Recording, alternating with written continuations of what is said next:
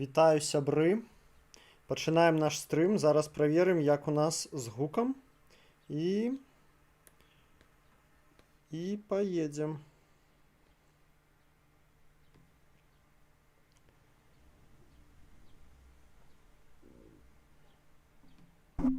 Спадзяюся, не вельмі чуваць, як гудзіць мой вентилятор.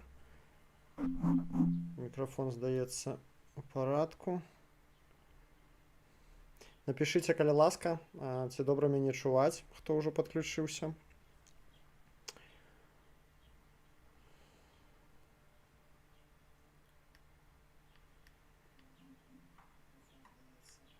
Так, я сябе чую нармальна. Сябры, значыцца, Грыша Шарапаў ужо ў чаціку піша: я спазніўся на 5 хвілін. Прабачце мяне, калі ласка, даруйце.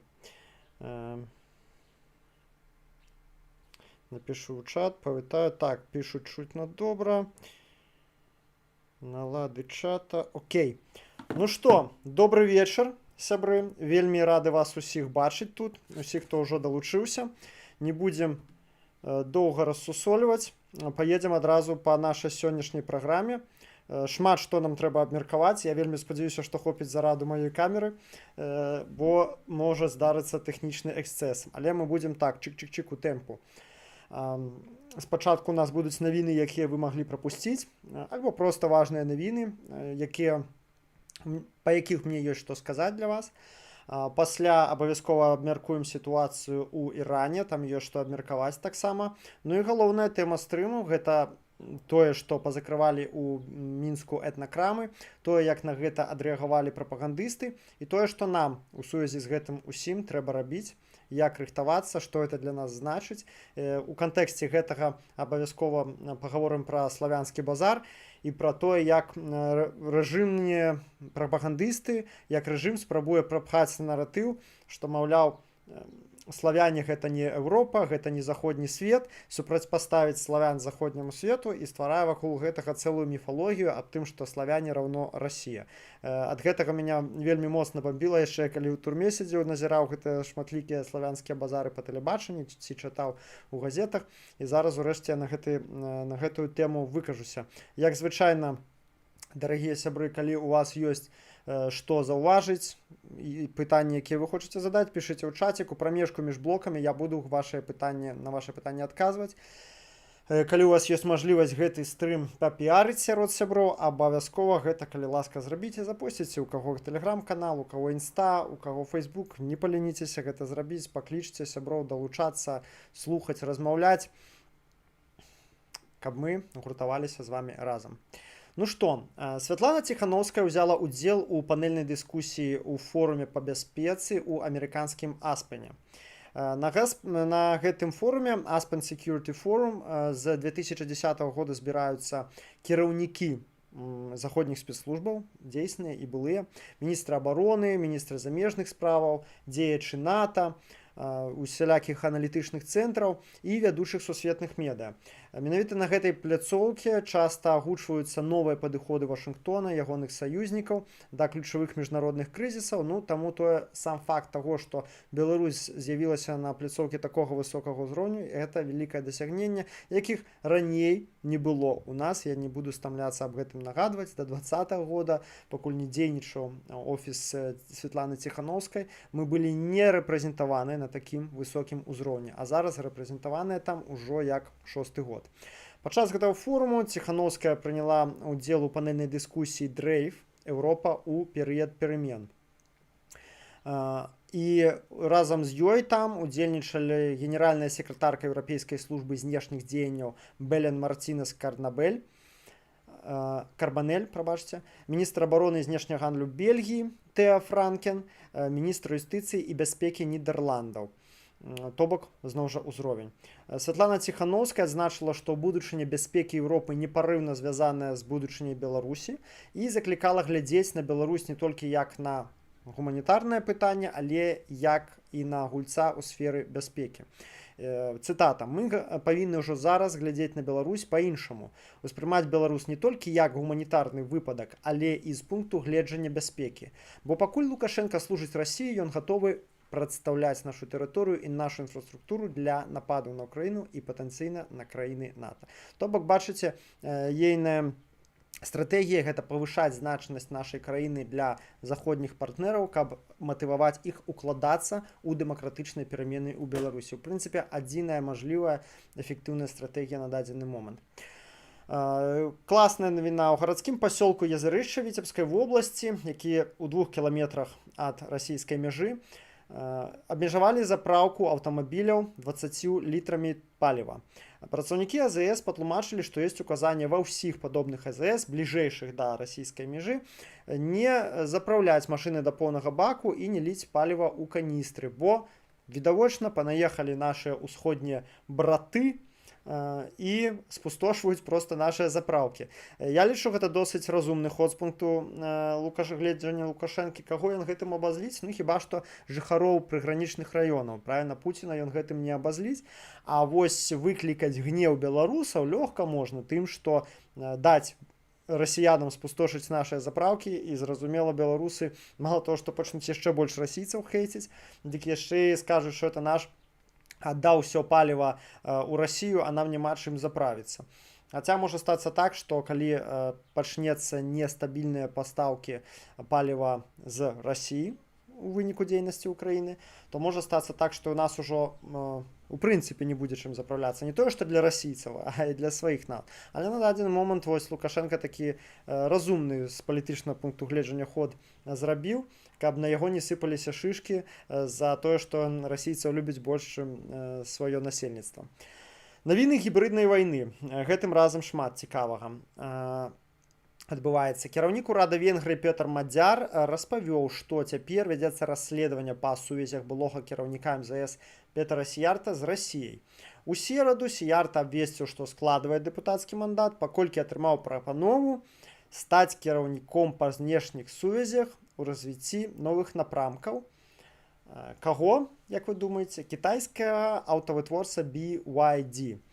Ось, цікава, што ўсе такога кшталту людзі, якія здраджваюць еўрапейскаму звязу і еўрапейскай салідарнасці, яны ўсе потым ідуць на сінекуры альбо ў расійскія, альбо ў кітайскія кампаніі.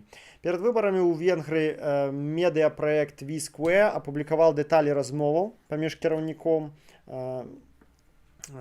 МЗС венгерскага і расійскага Сергеем Лаўровым, якія пацвярджаюць, што Венгрыя па просьбах РФ накладала вета на пытанні каардынацыі Украіны і ЕС і еўрапейскага звязу.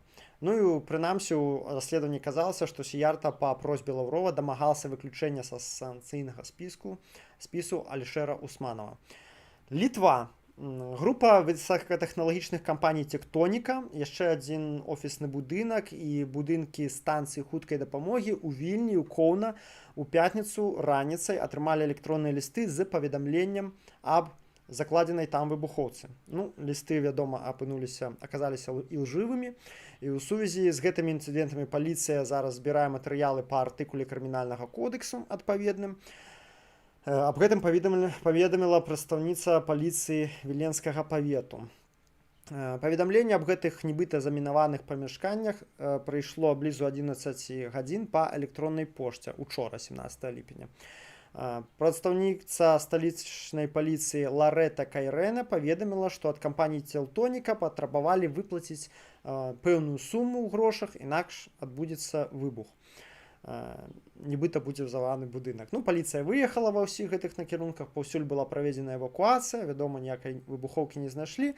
Што нам важна, што, вядома, ніякіх там абсалютна трызнення думаць, да, што это там сапраўды нейкія бандыты, шантажысты спадзяваліся, што ім хтосьці штосьці заплоціць. Вядома, гэта праца ГРУ, гэта праца Расіі. Для чаго гэта робіцца? Па-першае, ствараецца нервознасць, напружанасць, небяспека, і штурхаецца наратыў пасля ў сацыяльных сетках, што паліцыя наша не можа нас абараніць, падрываецца давер дэмакратычным інстытуцыям.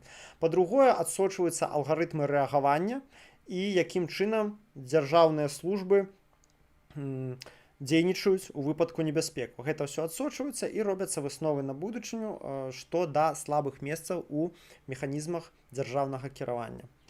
Яшчэ адна падобная навіна з гэтага ж накірунку. Трамп рассакрэціў дакументы аб умяшальніцтве Расіі ў амерыканскія прэзідэнцкія выбары ў 2020 годзе. З іх вынікае, што напярэдадні прэзідэнцкіх выбараў у ЗША Расія спрабавала дыскрэдытаваць Джо Байдена і ўзмацніць сацыяльную варожасць у ЗША. У прынцыпе, мы гэта ўсё і так ведаем. Для нас важна, што гэтыя дакументы, гэтыя нашы веды атрымалі дакументальнае пацверджанне на ўзроўні адміністрацыі Трампа.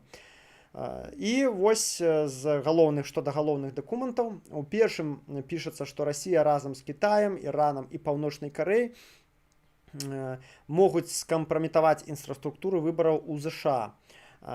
Пішацца ў дакуменце, цытата, «Расія амаль напэўна вывучыла уразлівасці выбарчай інфраструктуры падчас выбарчага цыклу яшчэ 2016 года, атрымала доступ да звязаных з выбарамі сістэм як мінімум у 2 штатах і скрала дадзеныя выбаршчыкаў як мінімум у адным штаце». Другі дакумент праз паўгады пасля першага паведамляе ўжо больш падрабязна, што расійскія чыноўнікі і сам Пуцін ухвалялі і менеджеры дзеянні пасярэднікаў па распаўсюджванні хлусні аб украінскім уплыве на выбары ў ЗША, у тым ліку аб сувязях Байдена з украінскай кампаніяй «Бурызма». У гэтай кампаніі працаваў сын Джо Байдена, Хантер Байден.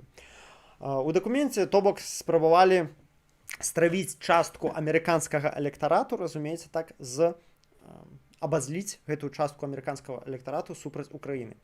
Таксама ў дакуменце гаворыцца, што звязаныя з Масквой асобы прасоўваюць інфармацыю сярод чыноўнікаў ЗША, якая б кампраметавала Украіну у вачах амерыканскіх выбаршчыкаў і з тым, каб скампраметаваць Джо Байдена праз ягонага сына. Таксама прасоўваюцца на тую самую тэматыку публікацыі ў інтэрнэце і ў СМІ. І называюцца нават 2 фаміліі людзей, якія ў гэтым былі замешаныя непасрэдна. Першы — гэта, дарэчы, экс-дэпутат Верхоўнай Рады Украіны Андрэй Дзеркач. І другі — это Канстантин Кілімнік, які працаваў раней у атачэнні Трампа, палітычны саветнік, паліттэхнолаг. Абодва аб'яўленыя ў вышук. Ура! Ну і цытата яшчэ такая. «Гэтыя асобы ўступілі ў змову, каб па меры набліжэння выбараў актывізаваць свае намаганні і ў разгар прэзідэнцкай кампаніі 2020 года арганізаваць гучны карупцыйны скандал. Іх мэта — дабіцца паражэння Байдена і забяспечыць перамогу Трампа». То бок, прямым тэкстам прызналі, што што ЗША, што Расія ўмешвалася на баку Трампа ў выбары. Таксама ў дакуменце гаворыцца, што Расія выкарыстоўвала свае дзяржсмі і соцсеткі для дыскрэдытацыі Байдена, распалення супярэчання ў краіне і распаўсюджвала наратывы, спрыяльныя для Трампа і неспрыяльныя для Байдена. І тое самае рабілі расійская фабрыка твуроляў, СВР, ГРУ, і яны нават прыцягвалі для гэтага аўтараў з самога ЗША, плацілі ім грошы для стварэння антыамерыканскага кантэнта ў самой Амерыцы і на англамоўных навінавых платформах. Ну і аўтары дакумента таксама паведамляюць аб тым, што Расія вывучае уразлівасці на сайтах органаў улады. Зараз увага на экран. Аўтары дакладу таксама памясцілі вось такую табліцу з пералікам налаганняў, якія робяць Расія, Кітай і Іран. Ну, вы бачыце, здесьці галачкі былі пастаўлены, хто што робіць. Я цалкам не буду перакладаць, але з табліцы вынікае, што Расія прыкладала больш разнастайныя намаганні па ўздзеянні на выбары, то бок больш шырокі арсенал сродкаў выкарыстоўвала, чым Кітай і Іран. То бок, глядзіце, як цікава і іранічна атрымоўваецца. Расія ўкінула процьму грошаў для таго, каб перамог Трамп, паспрыяць ягонаму прыходу да ўлады. Ну, а Трамп прыйшоў да ўлады і сёння, мала таго, што публікуе дакументы аб умяшальніцтве Расіі ў выбары, ён працягвае даваць Украіне выведданыя, хоць і ў меншым аб'ёме, чым раней, працягвае даваць зброю, хоць і ў меншым аб'ёме, чым раней, а таксама метадычна знішчае саюзнікаў Расіі па ўсім свеце. Вось такі вось неўдзячны Дональд Фрэдавіч Трамп. Яшчэ цікавая навіна ўжо з вайсковай сферы. Упершыню за 13 гадоў Расія засталася без ваенных караблёў у міжземным моры. а яе прысутнасць у Чорным і Азоўскім моры вельмі абмежаваная. Ну, вы, напэўна, ведаеце ўжо, што без сілы беспілотных сістэм уразілі больш за 100 танкераў за апошнія 2 тыдні расійскіх у Чорным і Азоўскіх марах. Адна з галоўных прычын, чаму зараз Расія страціла прысутнасць сваю ўжо і ў міжземным моры, гэта тое, што Турцыя закрыла свае пралівы для вайсковых суднаў, з-за чаго Чарнаморскі флот пазбавіўся магчымасці праводзіць там ратацыю. Акрамя таго, і сірыйскі Тартус пасля прыходу да ўлады Мухаммеда Аш-Шара у 25-м годзе страчвае таксама сваю ролю паўнавартаснай вайсковай ваенна-марской базы. Ён проста ператварыўся ў звычайны лагістычны вузел. І вось я для вас зрабіў такую схемку, паглядзіце. Першы маршрут гэта як хадзілі ў міжземнае море раней расійскія судны, і другой это тое, як яны мусяць хадзіць туды зараз. Лагістычныя выдаткі павялічваюцца шматкроць, як бачыце, не толькі па адлегласці, але і па часе. То бок у выпадку будь-якіх, не ведаю, вайсковых дзеянняў, зноў жа для абеспячэння бяспекі свайго гандлёвага флоту, калі раптам Украіна захоча і там атакаваць расійскія судны, для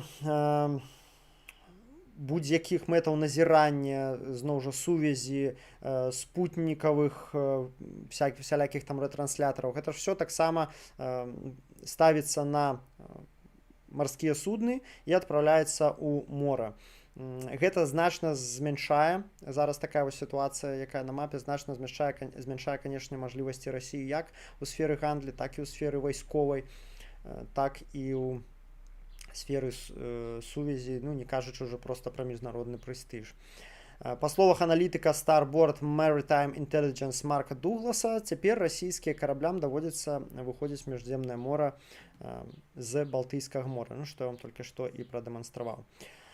Ну і яшчэ адна навіна. Навіна ўжо гістарычнага кшталту. Я вырашыў крышачку разбавіць не толькі пра палітыку, распавесці пра гісторыю, пра тэхналогіі, што адбывалася ў свеце, стала вядома апошнім тыднем. Косці старажытна-егіпецкіх прынцэс паказалі, што 4000 год таму яны насілі зброю па-сапраўднаму, а не ў цырыманіяльных мэтах. Навіна для феміністак. Навукоўцы праглядзелі інтэрпрэтацыю зброі, прабачце, інтэрпрэтацыю зброі, якая была знойдзеная ў пахаваннях старажытных егіпецкіх прынцэс сярэдняга царства. Дзесяцігоддзямі лічылася, і большасць даследчыкаў былі ўпэўненыя, што гэтыя мечы і кінжалы толькі былі надзеленыя сімвалічнымі атрыбутамі статусу, а сапраўды імі ў рэальнасці не карысталіся гэтыя прынцэсы. А новы аналіз 5 мумій каралеўскіх жанчын паказаў, што прынамсі частка з гэтых прынцэс, якія былі пахаваныя са зброем, магла ўжываць яе на практыцы. Пра гэта сведчаць змены ў іхніх касцях і ў асаблівасці цягліцавых мацаванняў, якія звычайна звязваюць з рэгулярнай фізічнай актыўнасцю і валоданнем зброяй. Вынікі гэтыя ставяць пад сумнеў традыцыйнае ўяўленне аб тым, што зброя насіла выключна цырыманіяльную ролю ў старажытным Егіпце. І таксама сведчаць аб тым, што некаторыя каралеўскія дачкі маглі мець ваенныя навыкі альбо, як мінімум, рэгулярна трэніравацца са зброяй. За навіну дзякуй каналу belgeek.com. Пра навуку па-беларуску. Спасылку на гэты канал можаце пабачыць у апісанні відэа. Ну што, зараз пагляджу, што ў чаціку, і мы перайдзем да Ірана. Так, 24 чалавекі глядзяць. Ніхто нічого. Так, Владимир Петровскі здароў. Грыша Шарапаў здароў. Усе на месцы. Цудоўна, сябры. Усім вітаю, хто толькі што далучыўся. Нагадываю, абавязкова, калі ласка, пастаўце лайк, хто глядзіць, каб гэтае відэа пабачыла больш людзей. Незразумела, як працуюць гэтыя алгарытмы, але вашыя лайкі дакладна гэтаму спрыяюць. Некаторыя нашы стрымы набіраюць 400-500 праглядаў, гэта такі серадняк, але некаторыя бяруць і сягаюць да 700+.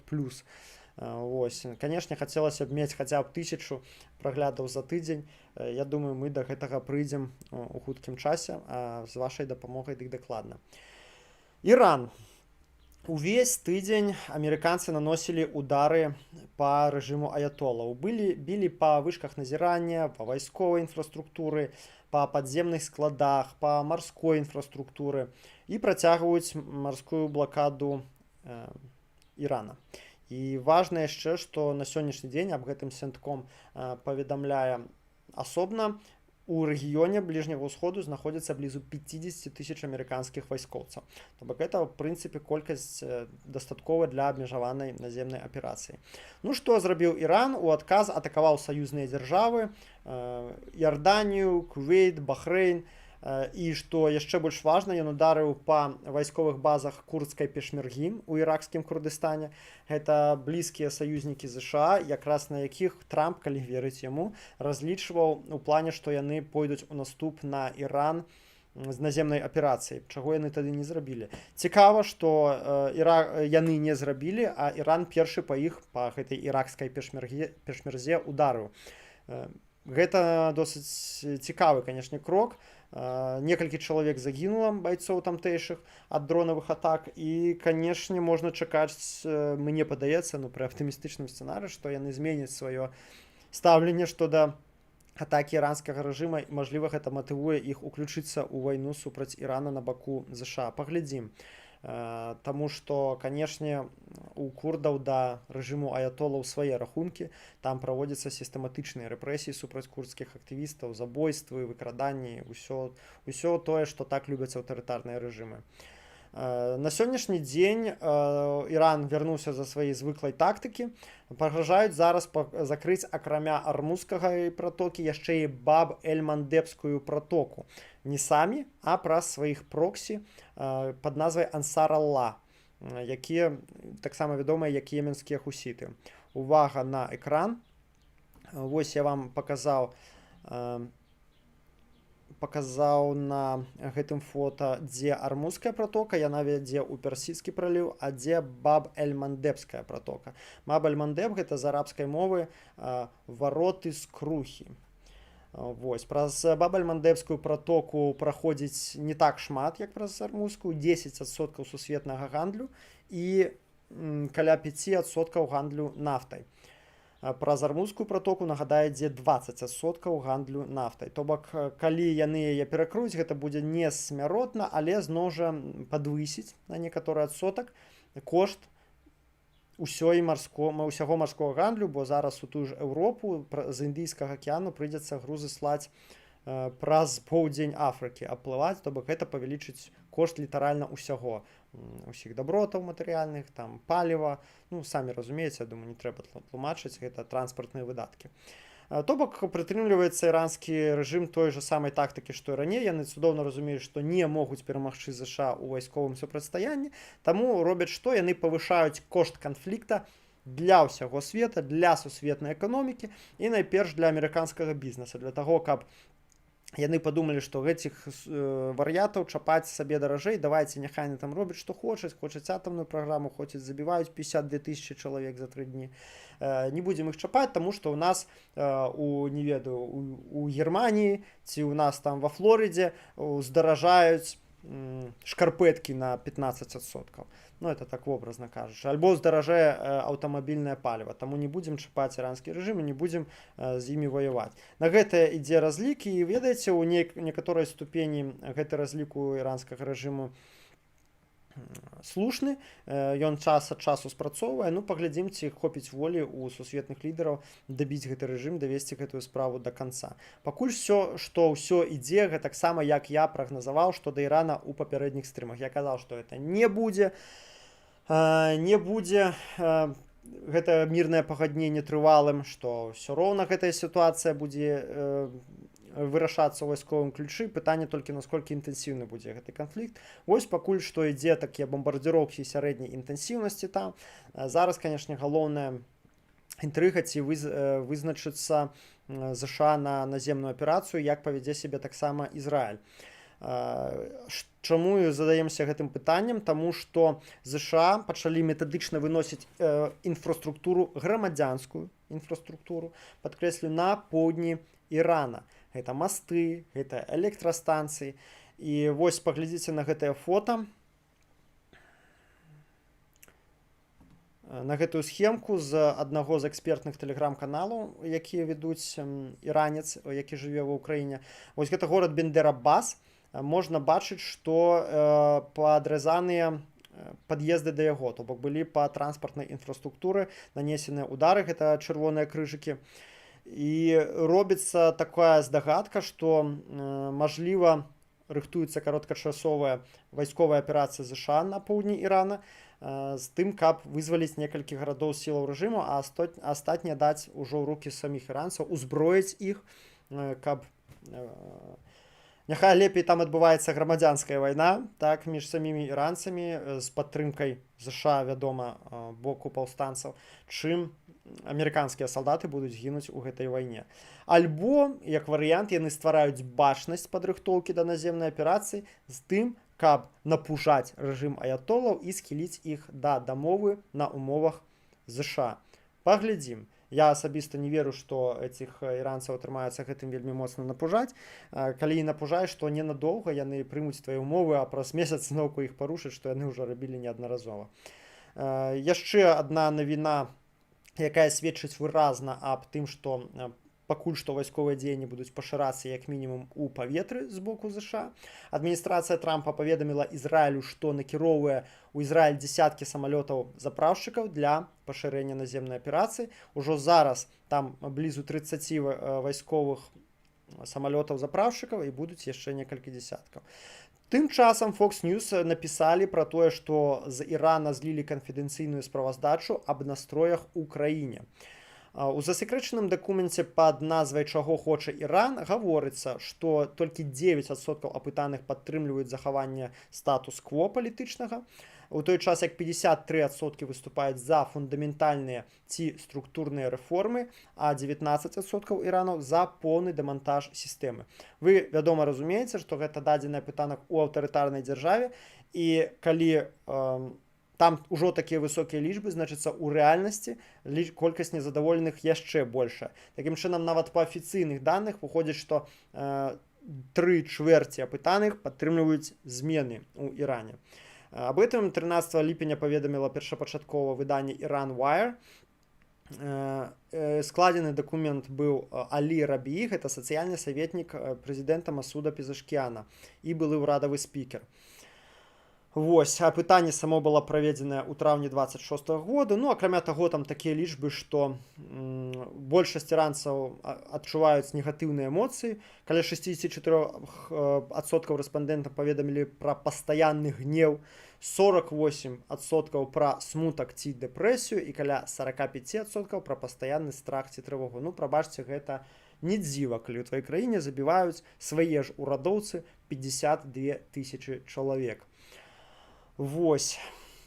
Ну і, вядома, дакумент указвае на значнае падзенне даверу да ўрадавых інстытутаў. Ну, зноў жа, нічога дзіўнага ў гэтым няма.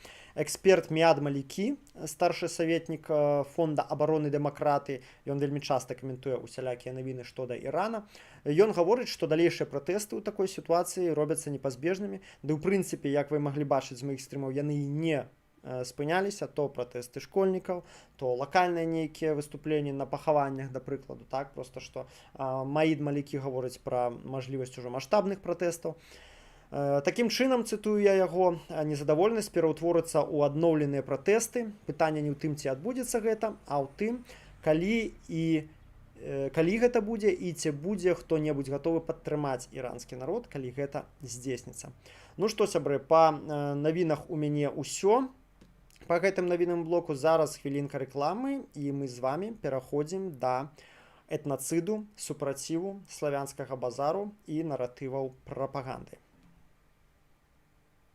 Напэўна, у кожнага з вас у жыцці бывалі моманты, калі боль, страх і адчай накатваюць з усіх бакоў, і становішча падаецца безвыходным.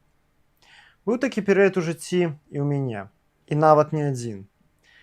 Але з найбольшай сілай безлітаснасць лёсу я адчуў у гарадзенскай крытай, калі знаходзіўся ў тамтэйшых адзіночных камерах. Прайшоўшы праз гарадзенскую турму, я напісаў кнігу, якая так і называецца «Апавяданні з кішэняў. Гарадзенская крытая ў імёнах і тварах». У ёй я не проста распавёў аб тым, як я сядзеў, што там са мной адбывалася, але падзяліўся сваім досведам выжывання у бадай самых жорсткіх і суворых умовах майго жыцця. Я распавёў аб метадах псіхалагічнага ціску, якія выкарыстоўвае адміністрацыя гэтай установы. Распавёў аб тым, як я даваў рады таму псіхалагічнаму і фізічнаму тэрору ў гэтым жахлівым месцы, дзе пануе гвалт, а людзі паміраюць рэгулярна, літаральна на тваіх вачах. І ўсё, што напісана там, мае сябры, напісана не столькі для таго, каб мяне пашкадавалі ці ў чарговы раз распавесці, што такое беларуская турма, падаецца, усе ўжо аб гэтым ведаюць, а хутчэй для таго, каб, скарыстаўшыся маім досведам, вы змаглі пераадольваць цяжкасці і ў сваім жыцці, змагацца, перамагаць, а мажліва і ўбачыць штосьці ў сваім жыцці іншымі вачыма. Замовіць гэтую кнігу можна на маркетплейсе Камароўка у маёй інтэрнэт-краме Radix Lab, адрас якой вы зараз бачыце на экране. Альбо купіць у Вільні у кнігарні Кропка у Варшаве у цэнтры беларускай салідарнасці. Гледачы з Беларусі, калі вы хочаце прачытаць гэтую кнігу, вядома, на дадзены момант я не магу яе вам прыслаць, але вы можаце напісаць мне ў паведамленні канала, у маім тэлеграм-канале, і я вышлю вам электронную версію. Калі ласка, будьце побач і ніколі не губляйце надзеі, як не губляў яе я. Будзем разам. Ну што, сябры, зараз працягваем нашу заяўленую тэму.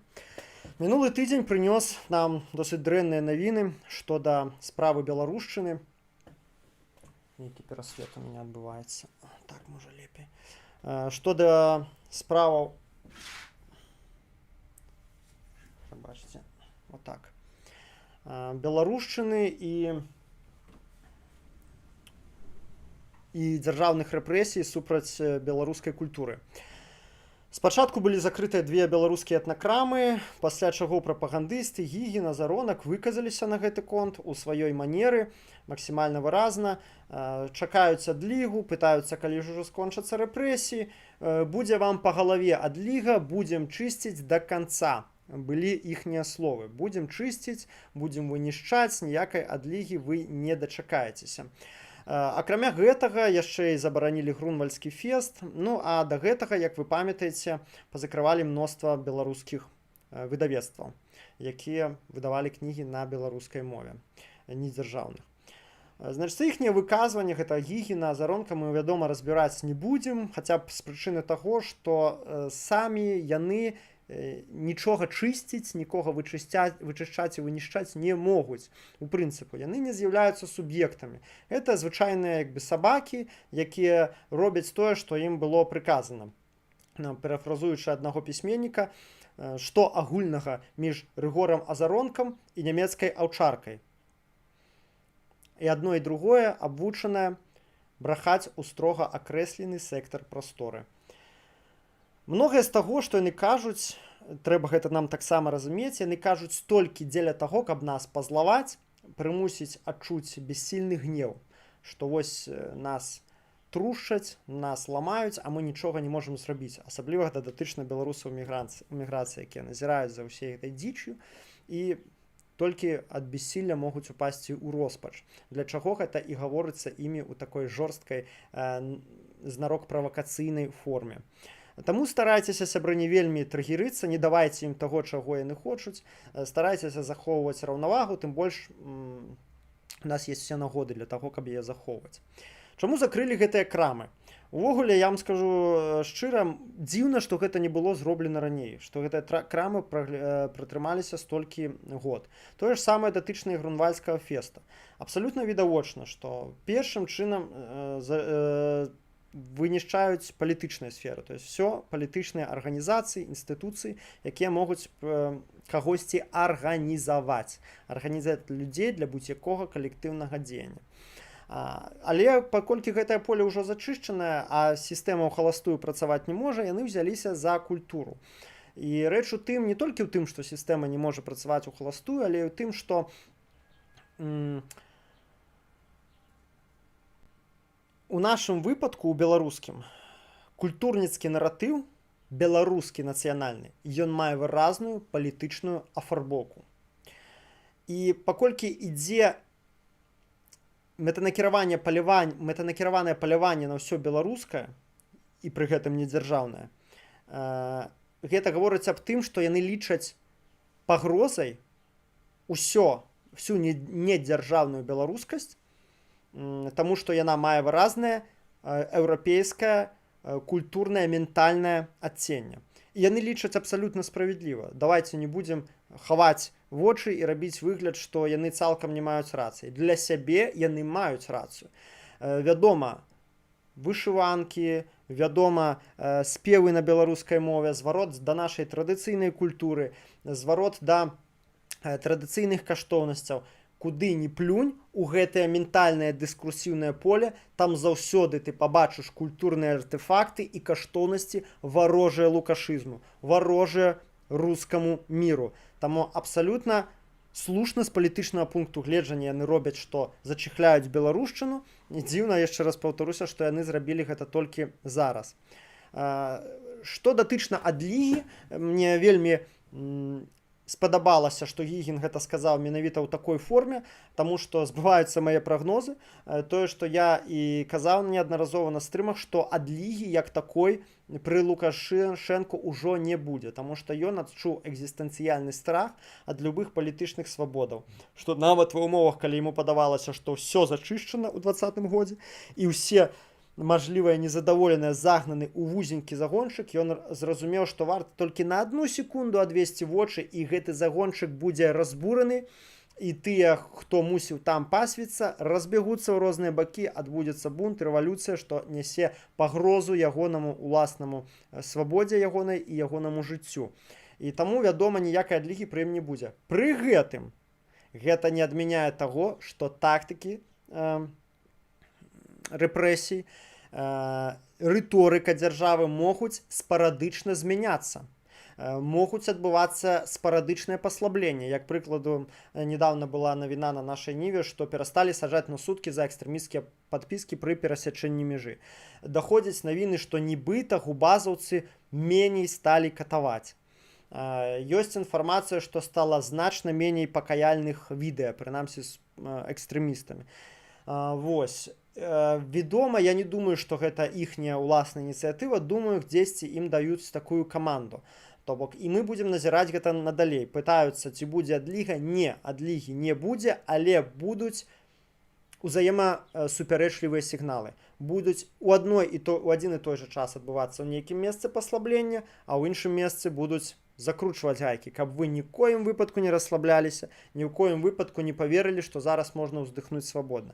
І я лічу, хутчэй за ўсё, што так будзе да самага аканчання рэжыму Лукашэнкі. Але, канешне, я лічу, што для нас лепей хай будуць хоць нейкія змены, хай будуць хоць нейкія зрухі ў этой рэпрэсіўнай палітыцы, бо тады адкрываюцца больш аператыўных камбінацый, больш вакенцаў, не кажу вокнаў мажлівасцяў, такіх фортак мажлівасцяў для нас дзесьці ў якіхсьці момантах. І зноў жа, з'яўленне рэпрэсій там, дзе іх да гэтага не было, павялічвае рызыкі для самой дзяржавы зрабіць памылку, як яна зрабіла падчас ковіду ў 2020 годзе. Для самой дзяржавы павялічвае рызыкі і рызыкі памылкі, фатальнай памылкі, а любая нават незначная памылка ва ўмовах аўтарытарнага рэжыму, калі такая каласальная напруга прысутнічае ў дзяржапараце, які ў значнай ступені працуе выключна на рэпрэсіі, калі такі малы давер да дзяржаўных інстытуцый у грамадзян і такая вялікая назапашаная напруга, ў такіх умовах любая памылка дзяржавы можа стаць фатальнай. І мы гэтага, канешне, вельмі чакаем і гэтага вельмі хочам. Ну і дзяржава, тым не менш, як я ўжо сказаў, взяла мэтанакіраваны курс на вынішчэнне ўсяго нацыянальнага. Мова беларуская захоўваецца як дэкаратыўны элемент, і курс гэты, канешне, цалкам, яе не вынішчаюць цалкам, яе не забараняюць, але проста метадычна выціскаюць з усіх мажлівых прастораў. Курс гэты цалкам лагічны, улічваючы, што ўсё нацыянальна-беларускае па змоўчанню варожае Лукашэнкі, таму што так сталася гістарычна, як я казаў у адным са сваіх падкастаў, Беларусь – гэта Еўропа. Арганічна, гістарычна, з пункту гледжання ментальнасці, традыцый, каранёў – это Еўропа. Таму, вядома, куды не плюнь, куды не капні ў нашу нацыянальнай традыцыі, ты паўсюду пабачыш тое, што варожа рэжыму.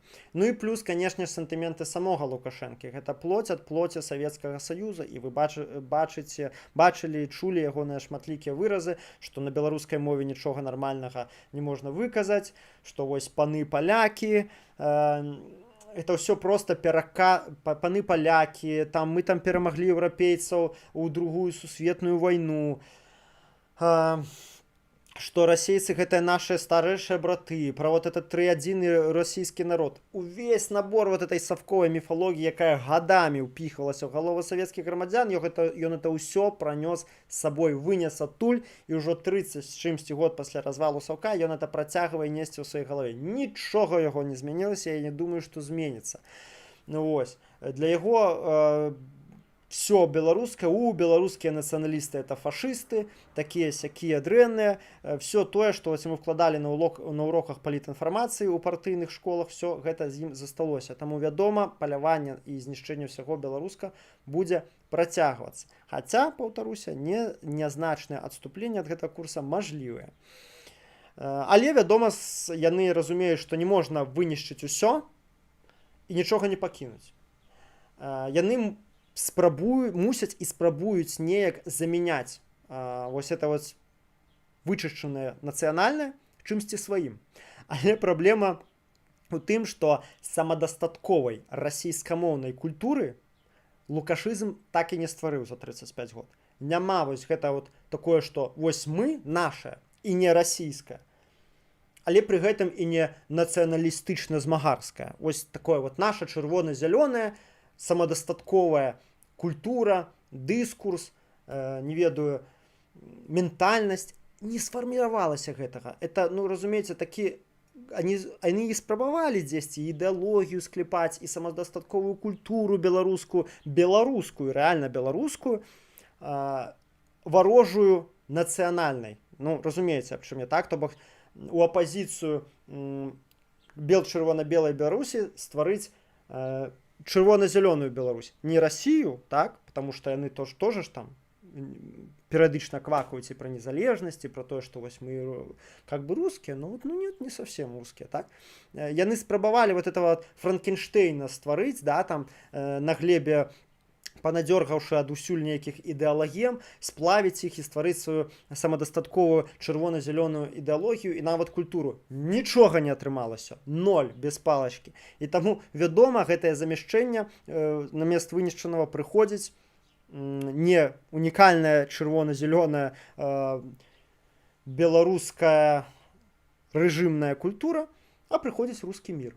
Прыходзіць проста расійскамоўная культура, што не дзіва, інакш не магло здарыцца, таму што побач з 9-мільённай Беларусю знаходзіцца 140-мільённая Расія са сваёй досыць развітай у колькасным плане, да, не ў якасным, развітай культурай, поп-культурай найперш, так, то есть гэта іхнія софт-пауэр, якія яны накладаюцца, і трэба аддаць ім належнае, у іх атрымоўваецца гэта, так, гэта і спевакі, і кнігі, і фільмы, і ўсё на свеце, яны это актыўна штурхаюць, і, вядома, это працякае як плаціну прарывае любыя спробы гэта абмежаваць з боку там лукашыстаў, хаця яны не надта і стараюцца, і адбываецца такое вось замяшчэнне беларускага расійскім.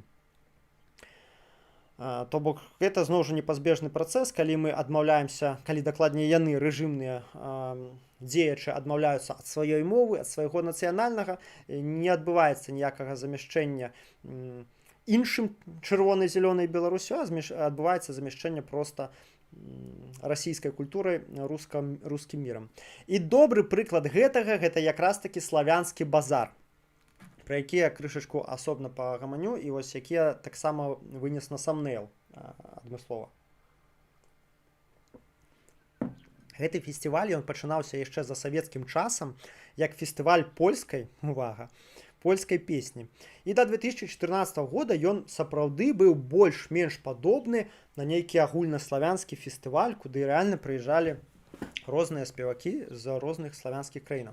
Пасля чаго адбыўся 14 год, і Беларусь, скажем так, не праявіла належнай падтрымкі, пачалі туды, і вядома, украінцы не захацелі падтрымкі украінскага боку, я хацеў сказаць, і вядома, украінскія спевакі не пажадалі больш выступаць з расійскамоўнымі ватнымі спевакамі больш на адной сцэне, і адбылося чёткае размежаванне. Всё еўрапейскае, всё здравае, всё украінскае зваліла са славянскага базара, і зрабілася яго дакладней не аднамаментна гэта адбылося, все з кожным годам менш і менш гэтага рабілася еўрапейскага, сапраўды славянскага на славянскім базары, зато больш рабілася не славянскага. І сёння з 13 краінаў Еўропы, дзе славянская мова з'яўляецца дзяржаўнай, толькі 3, увага, 3, Беларусь, Расія, Босня і Герцегавіна, прымаюць сталы ўдзел у фестывалі «Славянскі базар». Паглядзім вось на гэта вельмі паказальнае фота. Это доля ўдзельнікаў славянскіх краінаў, за славянскіх краінаў у славянскім базары з 92-го году і да 25-го. То бок, сёння затое там на славянскім базары ў Віцебску выступаюць Зімбабве, шматлікія краіны Лацінскай Амерыкі, Кітай. То бок, славянін на славяніне, як бачыце, да? І мне падаецца, вось гэта лічбы, якія я вам толькі што паказаў, гэта ілюстрацыя цывілізацыйнага правалу рускага міра. Бо рускі мір, гістарычна калі браць, так, не толькі сёння, а там, як ён пачаў развівацца, гэта дэ-факта ідэя аб'яднання ўсіх славянаў пад крылышкам Расіі. Што выглядае лагічна, таму што Расія это найбольшая па памерах славянскамоўная краіна, і па насельніцтву таксама найбольшая. Але тыя лічбы, якія я вам зараз паказаў, дэманструюць, што пераважная большасць славянскіх нацый абралі дэмакратычны шлях развіцця. Яшчэ раз, 13 еўрапейскіх нацый толькі ў еўразвязе, так? З іх толькі 3 гатовыя удзельнічаць у прарасійскім мерапрыемстве. Як так? Імпрэза ж называецца славянскі базар, а не мазамбікскі базар, правда? Мы проста стомімся пералічваць. Украіна, Польша, усе балканскія краіны, Сербія, Чарнагорыя,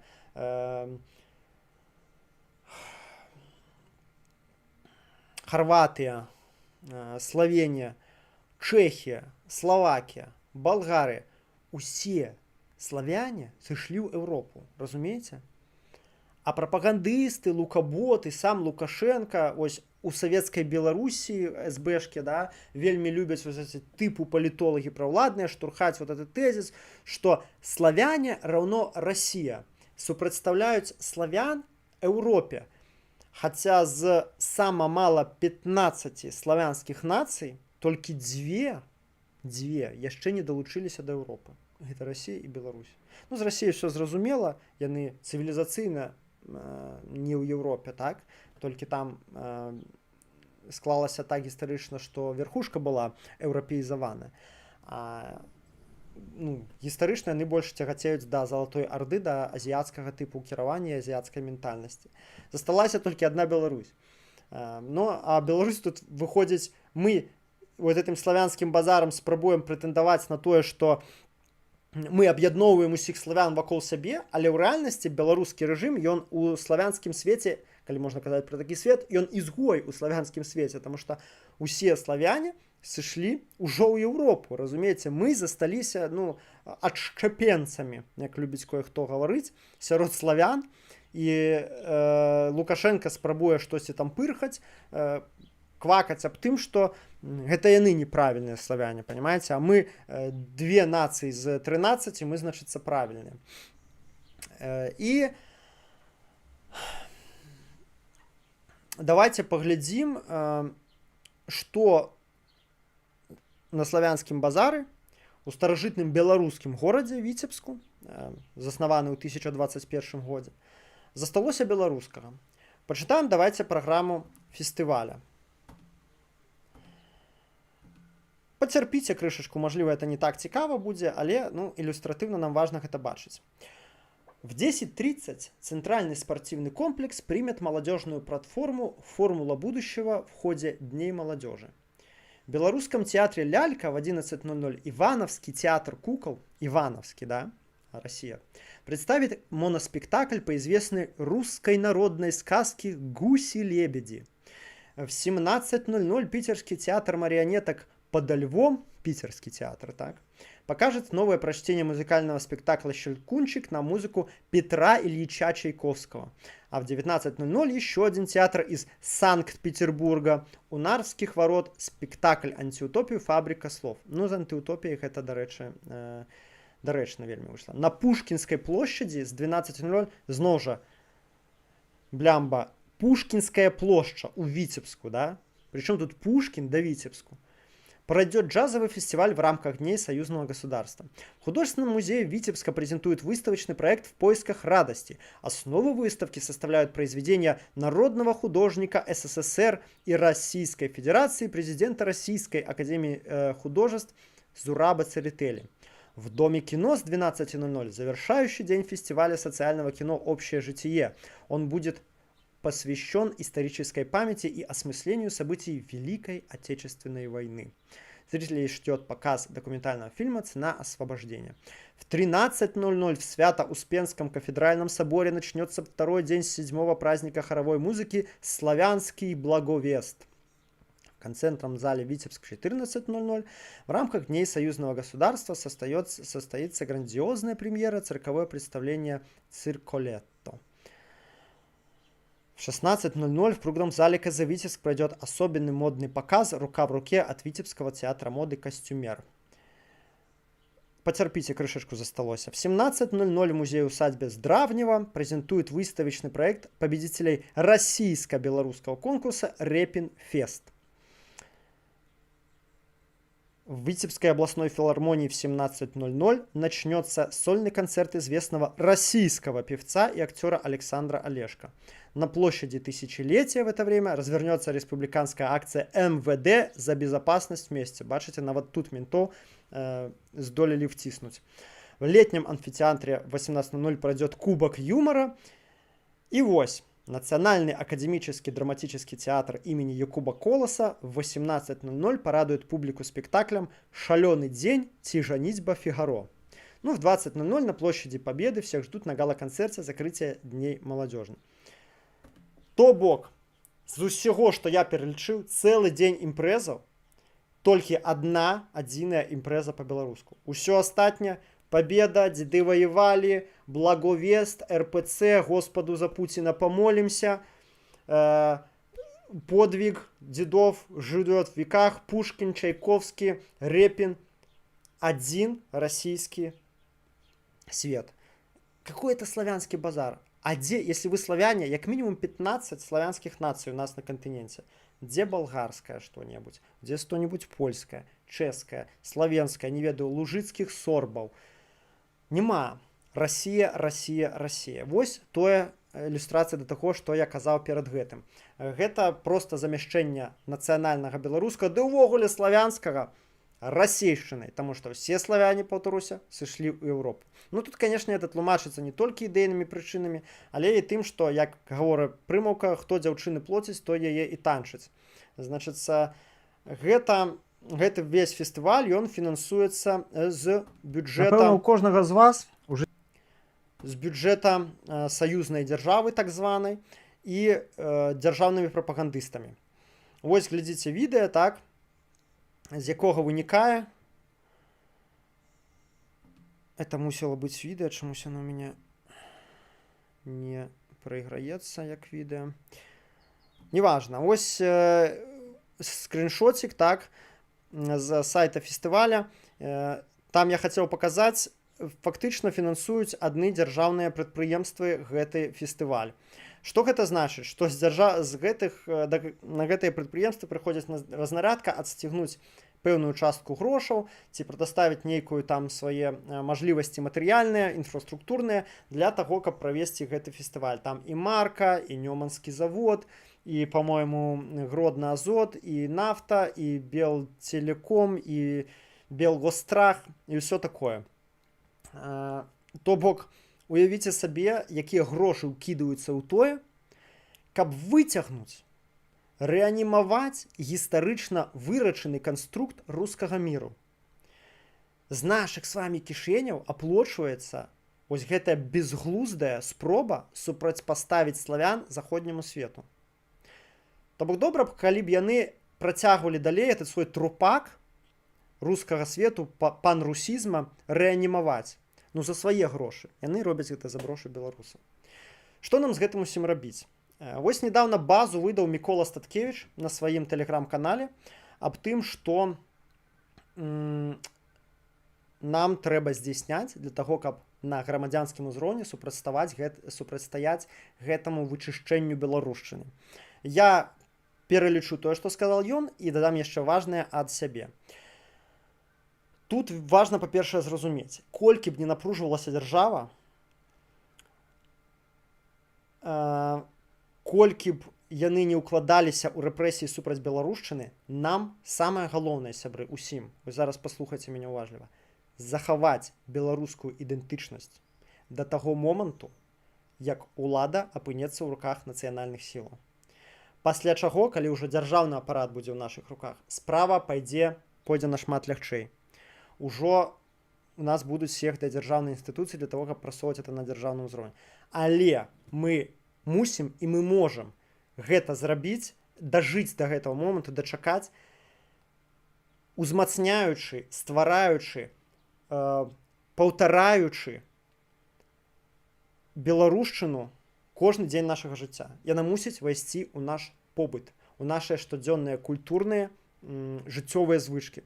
Тады мы захаваем сябе. Калі гэтага не будзе рабіцца, а это высілкі, это штодзённыя высілкі, гэта трэба рабіць. Калі мы не будзем рабіць, то можа стацца так, што нацыянальныя сілы ўвогуле не прыйдуць да ўладу. Альбо калі прыйдуць, нам будзе ў 100 разоў цяжэй праводзіць нацыянальнага кшталту рэформы. Што у нашых сілах? Гэта, канешне, найперш размаўляць па-беларуску. Калі вы думалі аб гэтым, калі вы чакалі нейкага натхнення, калі чакалі нейкага пстрычку, знаку, ну, не чакайце болей. Зараз самы момант пачаць размаўляць па-беларуску. Дзе б вы не былі? У эміграцыі, у Польшчы, у Літве ці ў Беларусі. Чытаць кнігі па-беларуску. Гэта дагэтуль даступна, мажліва, рабіце гэта, калі ласка. Калі можна, рабіце гэта калектыўна, з сябрамі збірайцеся, хадзіце з дзецьмі, абавязкова гэта рабіце. Пачніце весці свае соцсеткі на беларускай мове. Зараз гэта нашмат прасцей, я сам асабіста аб гэтым сведчу, чым было 10, 15, 20 гадоў таму. Таму што беларушчыны ў соцсетках стала нашмат больш. Вельмі беларускі стал Threads, вельмі беларускі стал TikTok. Кантэнту на ўсе тэмы, амаль на ўсе тэмы вельмі шмат. Не раўнуючы тое, што было 10-15 год таму. Чым болей нас будзе беларускамоўных, беларушчыніц, тым цяжэй ім будзе нас закэнселіць. Яны могуць вычысціць краму, дзе прадаецца штосьці, но яны не могуць вычысціць усе беларускамоўныя аккаунты Threads. Не могуць запужаць усіх, разумееце? Не могуць, калі бы яны маглі без значных шкодаў для сябе адключыць Threads і TikTok, зараз яны б гэта ўжо зрабілі. Яны не могуць, таму што яны самі там вядуць прапаганду. Таму давайце беларусець у сацыяльных сетках. Беларусы ў выгнанні, абавязкова падтрымлівайце сваіх, гуртуйцеся, я вас прашу. Многія беларусы дыстанцыяваліся ад палітычнага жыцця, ад жыцця дыяспары. Вяртайцеся, калі не прямо ў беларускую дыяспару, то падтрымлівайце хаця б грашыма беларускія выдавецтвы, купляйце беларускія кнігі, хадзіце ў беларускія кавярні, беларускія рэстарацыі, такія ёсць ва ўсіх буйных гарадах. Я вось так стараюся рабіць штодзень. Калі у меня есть далей прайсці за гэтай кавай да месца, які адкрыюць беларусы, я лепей пройду далей да беларускага месца, чым пап'ю танней і бліжэй у небеларусаў. Так? Падтрымлівайце нашы інтэрнэт-крамы, тая ж камароўка, камароўка.com. Ну, напішыце, паглядзіце, цудоўная інтэрнэт-крама. Зміцер Завадскі яе трымае, беларусы прадаюць сваё для беларусаў і не толькі.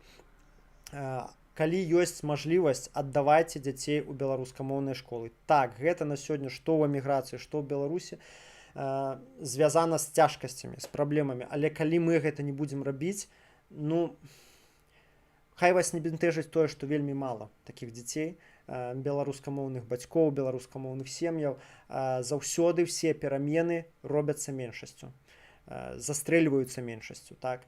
Заўсёды вось гэта захаванне нацыянальнага духу, мы ж не першая ў свеце паняволеная нацыя, правда, не першая, хто перажылі выгнанне, рассеянне. Заўсёды гэта адбываецца ініцыятыўнай меншасцю. Захоўвайце гэта, беражыце кожны дзень. Праз перашкоды, праз нязручнасці гэта трэба нам. Аддавайце дзяцей у беларускія моўныя школы, гімназіі. У Беларусі ёсць дагэтуль механізмы для таго, каб патрабаваць беларускамоўнае навучанне, ёсць садкі і гэтак далей. Самае малае, што можа зрабіць кожны, самы суперлянівы чалавек, які не хоча рабіць высілкі і пераходзіць на беларускую мову, перавядзіце на беларускую мову свае дэвайсы. Смартфон, лэптоп, кампутер, інтэрфейс соцсетак, тэлеграм, гэта 5 хвілін у вас зойме, але наблізіць вас на беларушчыну. Зноў жа паўтаруся, што на працягу гісторыі усе прыгнечаныя нацыі выжывалі такім чынам, праз захаванне ініцыятыўнай меншасцю сваёй ідэнтычнасцю. Адны жыды чаго вартыя, паглядзіце, як яны, мы тут скардзімся, што 6 год у выгнанні, а яны былі, прабачце, 1950 год у выгнанні. Як табе такое, да? І яны захавалі сябе, захавалі сваю ідэнтычнасць. Ёсць нам у каго павучыцца, правда? Усё пачынаецца з сям'і, усё пачынаецца з сяброўскіх суполак, з вашага бліжэйшага сацыяльнага атачэння. Там жыве Беларусь, і яна абавязаная жыць нашымі высілкамі і надалей, пакуль перад намі не адкрыецца акно мажлівасцей, калі мы ўжо Беларусь зможам паставіць на нагі ў самой Беларусі. Таму я вас, сябры, засцерагаю ад песімізму. Зараз апошняе слова на гэты конт скажу. 36 чалавек нас глядзіць. Вітаю ўсіх, хто далучыўся. Калі ласка, сябры, дайце спасылку на гэты стрым наш сваім сябрам, знаёмым. Вось. І падсумоўваючы гэты блок, і, ў прынцыпе, весь наш стрым, я нагадаю, у 30-е гады беларуская інтэлігенцыя была вынішчаная на 80-90%. Фізічна вынішчаная, сябры. Не проста пасаджаная там на нейкае крэсціна ці ў калонію на 3 гады. Вынішчылі фізічна. І ўсё роўна Беларусь выжыла. Для мяне гэта найвыразнейшае сведчанне таго, што Бог нас любіць. Бо гэта сапраўдны цуд. Ну, гэта рэдкасць. Вельмі мала такіх гістарычных прэзідэнтаў, каб мы маглі захаваць сябе, пройдзячы праз такое масавае вынішчэнне беларускага.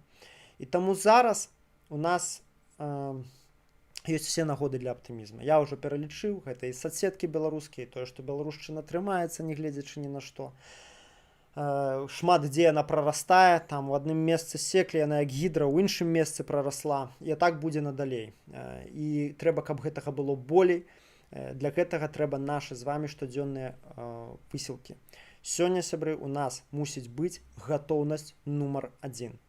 Мы мусім быць дастаткова моцнымі і згуртаванымі, каб сустрэць суворыя і крутыя часы, каб нас не раструшчыла на гэтых гістарычных паваротах.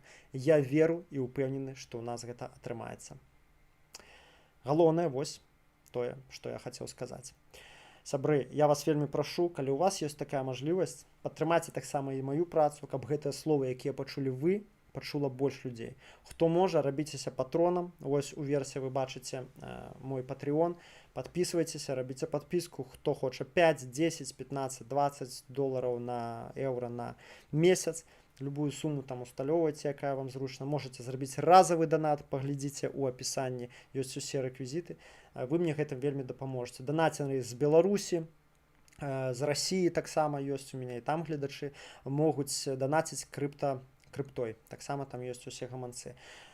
Вось, гэта вы дапаможаце мне, я працягну працаваць для вас. І так мы пабудуем нашу Беларусь,